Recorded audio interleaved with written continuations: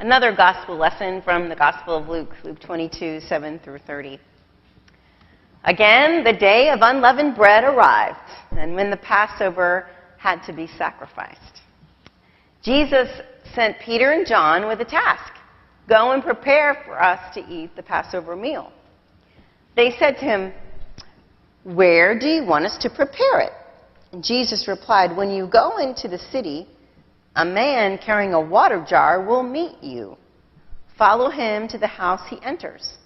Say to the owner of the house, 'The teacher says to you, where is the guest room where I can eat the Passover with my disciples?' He will show you a large upstairs room, already furnished. Make preparations there." They went and found everything just as he had told them, and they prepared the Passover meal.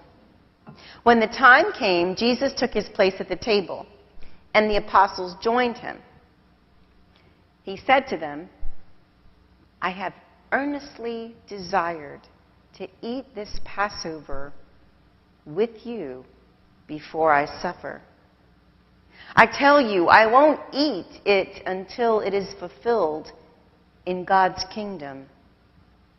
After taking a cup and giving thanks, he said, "Take this and share it among yourselves. I tell you that from now on I won't drink from the fruit of the vine until God's kingdom has come." After taking the bread and giving thanks, he broke it and gave it to them, saying, "This is my body, which is given for you. Do this in remembrance of me." In the same way, he took the cup after the meal and said, "This cup is the new covenant by my blood, which is poured out for you. But look, my betrayer is with me. His hand is on this table.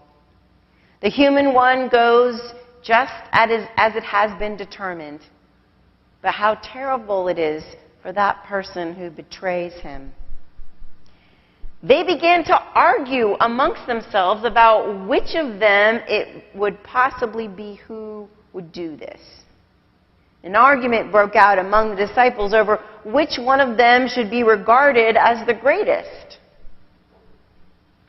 But Jesus said to them, "The kings of the Gentiles rule over their subjects, and those in authority over them are called friends of the people. But that's not the way it will be with you. Instead, the greatest among you must become like a person of lower status, and the leader like a servant.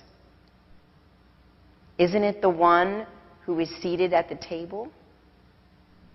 But I am among you as one who serves. You are the ones who have continued with me in my trials, and I confer royal power on you, just as my Father granted royal power to me. Thus you will eat and drink at my table in my kingdom, and you will sit on thrones overseeing the 12 tribes of Israel." God add his blessing to the reading, the Gospel of Luke. So there are different stories about this night in the different Gospels. But Luke has this strange thing that happens. Now, they're pretty consistent. Judas is a betrayer. Andrew Lloyd Webber, Tim Rice put Judas as a pivotal character in their rock opera about the last week of Jesus' life. Judas is a main character. He has more songs, he has more lines than any other character save that of Jesus himself. They're probably neck and neck. And the song that the choir learned was the perspective of Judas. "Listen, Jesus, I don't like what I see. All I ask is that you listen to me. Do you care for your race? Can't you see we must keep in our place? I'm frightened by the crowd, for they are getting much too loud, and they'll crush us if we go too far." Judas is trying to rein it in. The whole Jesus stuff has gone too far. He's talking about being God. And they're like, wait a second, what happened to that? We were on a crusade. We were doing some really cool things in the community. I liked what we were doing to society. I liked how we were going against the empire. But I don't think we need to go that far. And the character in the rock opera tries to rein it in. And of course, we know what happens to Judas. He does not survive the night. He dies before Jesus is crucified by his own hand. In the rock opera, they have him, and most ones that you see live or the films, he comes down from the sky, and he's like an angel, sort of. And he reflects with full knowledge of heaven on the situation with Jesus. Every time I look at you, I don't understand why you let the things you do get so out of hand. You'd have managed better if you had it planned. Why'd you choose such a backwards time and such a strange land? Jesus' message would have gotten out a lot better with, after the printing press, or maybe the World Wide Web, something like that. And this is Judas's perspective coming down from heaven to sing his song, Jesus Christ Superstar. Do you think you're who they say you are? Now, that's a loaded question. That is exactly the question that Pilate kind of tries to ask Jesus in John's gospel. They have this back and forth. They keep going back and forth. And Pilate says, what is truth? Sort of drops the mic on that one. Do you think you're who they say you are? Yes and no. Messiah, yes. But that's not all. The answer to that question, I'm not going to give you tonight, but you know what it is, and you get to experience it on Sunday morning. How about that? He's not all that they say he is. He's more. And he becomes more. And so at this meal, I love Luke's account of this because he says that, and I learned this in college. I earnestly want to eat this meal with you.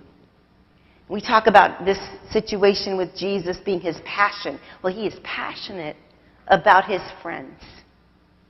You know, the only part in the shortest verse in the Bible, everybody knows what the shortest verse in the Bible is.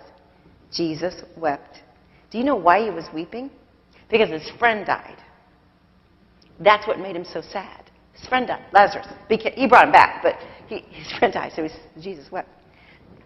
Jesus loved this group.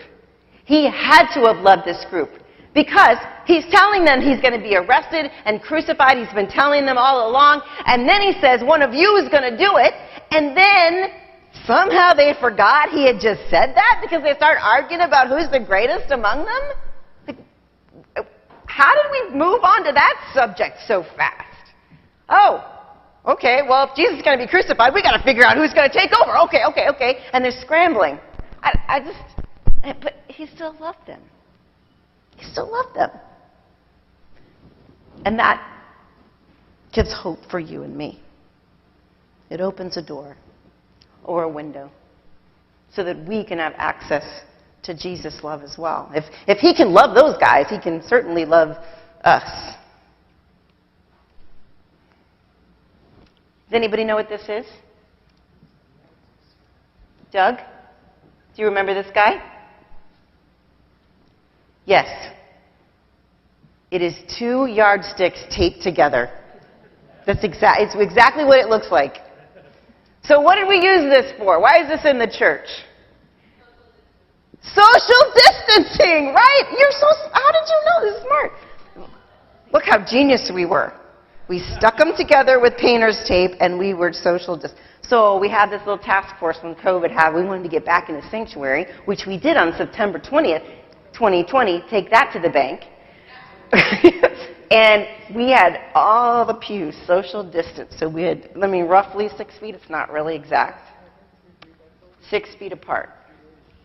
And there it is. Hi. How are you?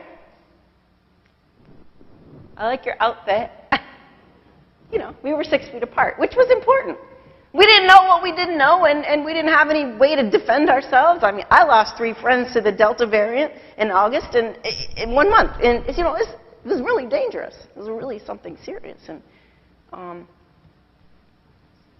that was 3 years ago when we were doing this. We were socially distanced.